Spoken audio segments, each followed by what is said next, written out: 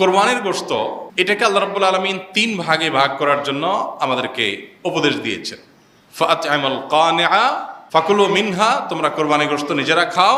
ওয়া আত'ইমু আল কানিআ ওয়াল মুতাররা ওয়া আত'ইমুল বাঈসাল ফাকির, আছে যারা তোমাদের আত্মীয়-স্বজন আছে, প্রতিবেশী আছে, তাদেরকে খাওয়াও। আবার যারা অভাবী, নিডি, গরিব মানুষ, তাদেরকে দাও।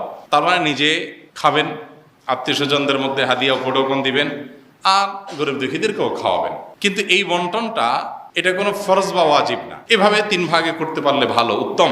কিন্তু এটা যদি কেউ না করে তাতে কোনো গুনাহ হবে না। এই সমাজের ভাগ নামে যে ভাগটা বাধ্যতামূলকভাবে কালেকশন করা হয়, সেটা কোনো অবস্থাতে জায়েজ না। যদি বাধ্যতামূলকভাবে করা হয়, যদি জোরপূর্বক করা হয়। এখন আমার কোরবানির গোশত আমার কাছে নির্দিষ্ট কিছু গরিব আছে জানাশোনা, আমি তাদেরকে একটু দিব, কোনো গরিবকে একটু বাড়ায় দিব, কাউকে একটু কমায় দিব। আমার হয়তো আরো দূরে কোনো আত্মীয় আছে, তাকে আমি একটু পাঠাবো।